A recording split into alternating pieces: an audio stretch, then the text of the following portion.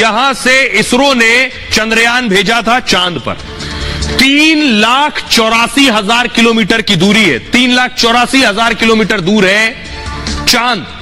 अभी देखिए विक्रम लैंडर अभी कितनी दूर है चांद से, 150 किलोमीटर दूर है।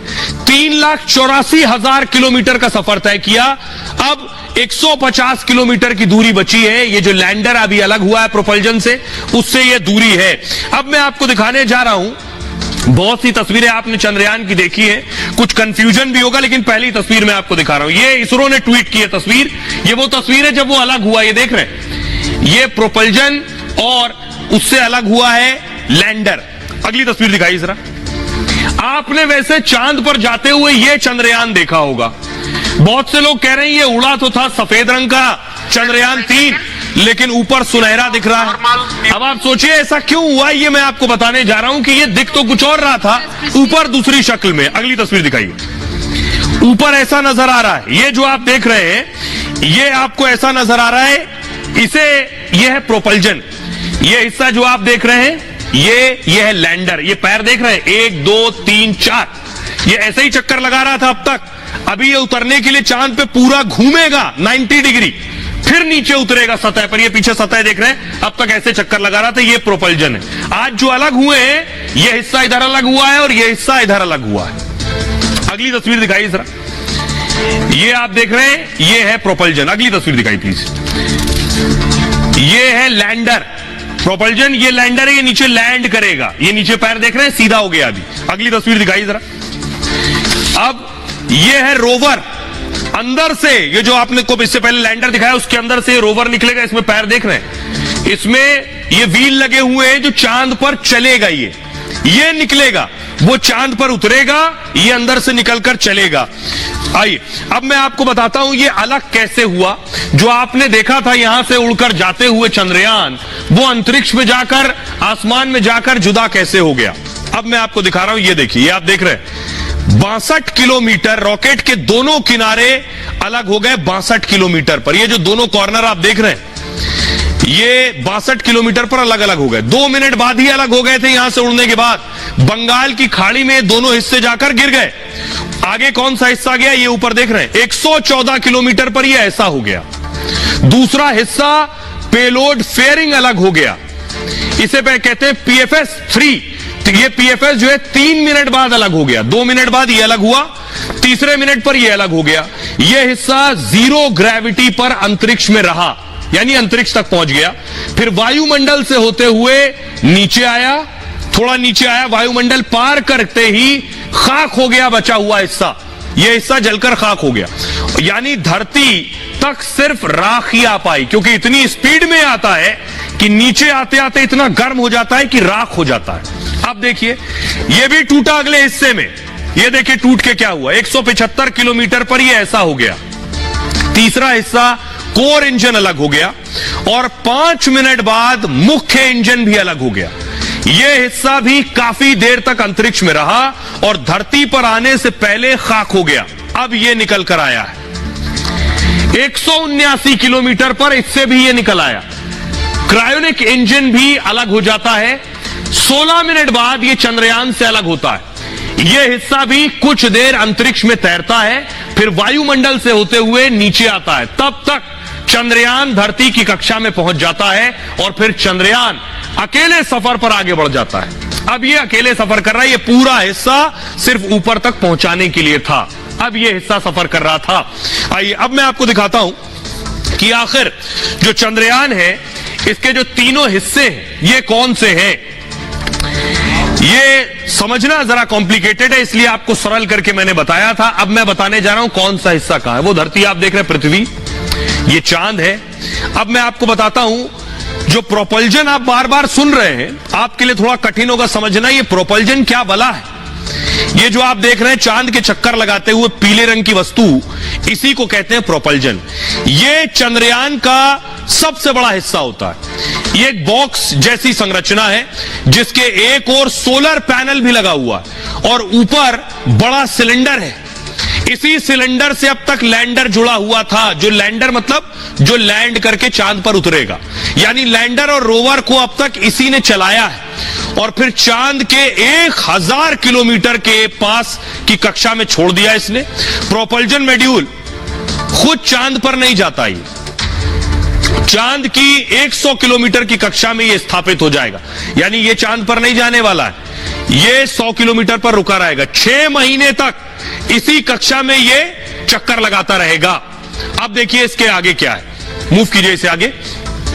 चंद्रमा की कक्षा से धरती का अध्ययन करेगा ये।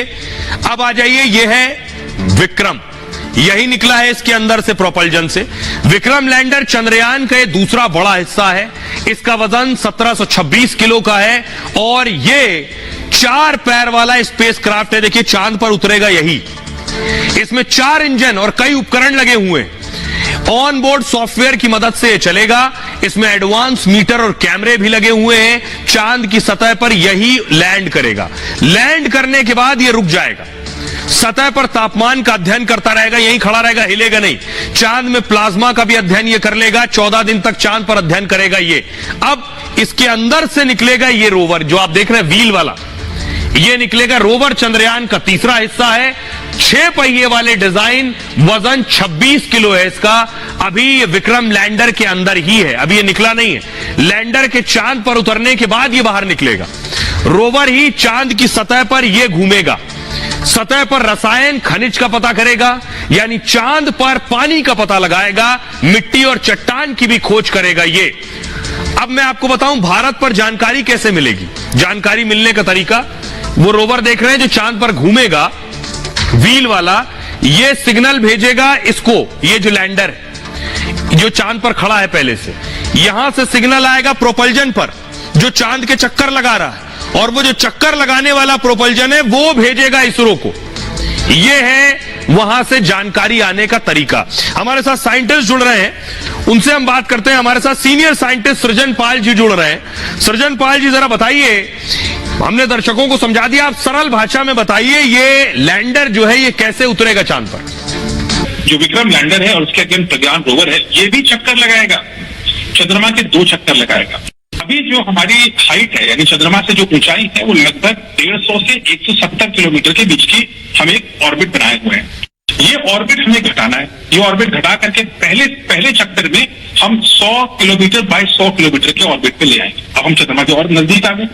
इसके बाद दूसरे चक्कर में हम 100 किलोमीटर बाय 30 किलोमीटर के चक्कर पे आ जाएंगे।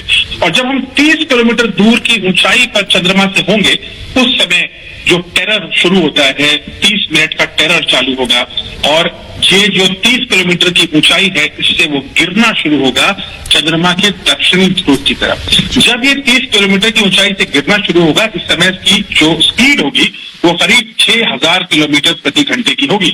और गिरते गिरते जब ये 30 किलोमीटर कवर करना शुरू करेगा, उन 15-20 मिनट के बीच में उसको स्पीड घटा करके लगभग 10 किलोमीटर प्रति घंटे की स्पीड पे लाना होगा।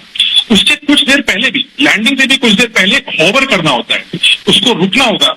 चंद्रमा से करीब 100 फीट की ऊंचाई पर रुक करके वो देखेगा चंद्रमा के सतह पर सब कुछ सही है, क्या यही सही है कि लैंडिंग की है, और फिर वो लैंड होना शुरू हो जाएगा। जैसे ही विक्रम लैंड होगा, उसके अंदर से प्रज्ञान रोवर कुछ देर में निकलेगा, थोड़ी धूल छटेगी और फिर प्रज्ञान रोवर निकलेगा।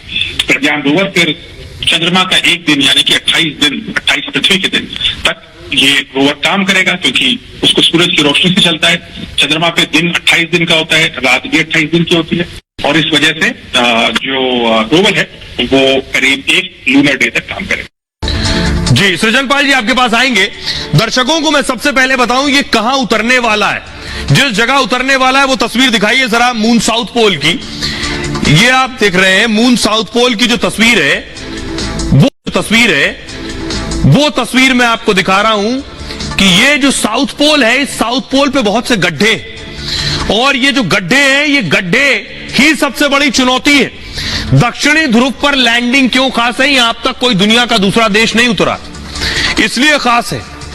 आपको बताऊं चांद के दक्षिणी ध्रुव पर पहुंचना आसान नहीं है। इस साइट पर चांद की सबसे पुरानी और मोटी मोटी परतें हैं। चांद का हिस्सा पूरी तरह से गड्ढों से भरा है। चांद पर पाए जाने वाले इन गड्ढों को क्रेटर्स कहते हैं, और यह हिस्सा पृथ्वी के अंटार्कटिका की तरह ठंडा रहता है। अंटार्कटिका पृथ्वी का दक्षिणतम महाद्वीप है, जहां का 98% हिस्से में बर्फ पाई जाती है। अंटार्कटिका में 2 किलोमीटर मोटी परत बर्फ फैली हुई है। ऐसे ही चांद का दक्षिणी ध्रुव भी है, बेहद ठंडा रहता है। इस हिस्से में सूर्य की रोशनी भी नहीं पहुंचती है। यहां का तापमान -200 डिग्री के नीचे तक चला जाता है। अनुमान यह है कि यहां बर्फ के रूप में पानी मिल सकता है। पानी के साथ ही यहां खनिज के होने की भी संभावना है। इसरो के 2008 के मिशन के दौरान यहां पानी मिलने के संकेत मिले थे। नासा यह मानता है कि इस हिस्से में प्राकृतिक संसाधन मौजूद हैं। भारत अपने मिशन में सफल हुआ तो चांद से जुड़ी चौंकाने वाली जानकारियां मिल सकती हैं।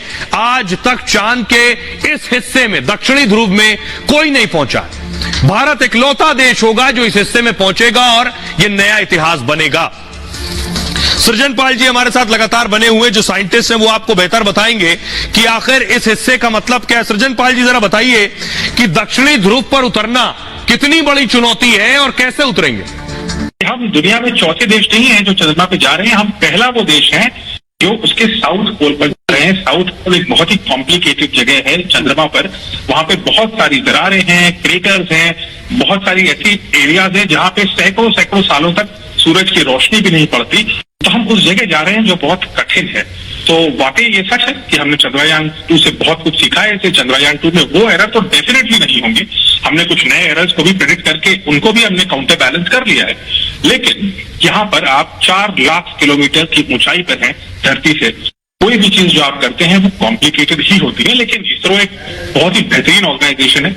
बहुत कम कॉस्ट में बहुत ही इंजीनियरिंग मार्वलेस प्रोडक्ट्स अब तक किए हैं।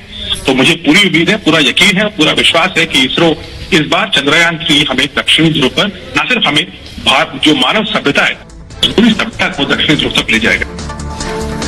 बहुत बहुत शुक्रिया सृजन पाल जी। खबरों में आगे बढ़ते हैं। इस अच्छी खबर के बाद आज की एक और खबर है। आजाद के बयान पर घमासान हो गया। पूर्व कांग्रेसी नेता गुलाम नबी आजाद कश्मीर में भाषण दे रहे थे और उन्होंने कुछ ऐसा बोल दिया जिसके बाद विरोधी तिलमिला उठे। क्या कुछ कहा आजाद साहब ने और उसके बाद किन्हें किन्हें ये चुभ गया है, सुनिए जरा। बाकी तो सब हिंदू से ही कन्वर्ट हुए हैं मुसलमान हिंदुस्तान। आजाद साहब ने किस कॉन्टेक्स्ट में कहा, क्यों कहा, किसको खुश करने के लिए कहा? ये कहना कि इस्लाम 1500 साल पहले आया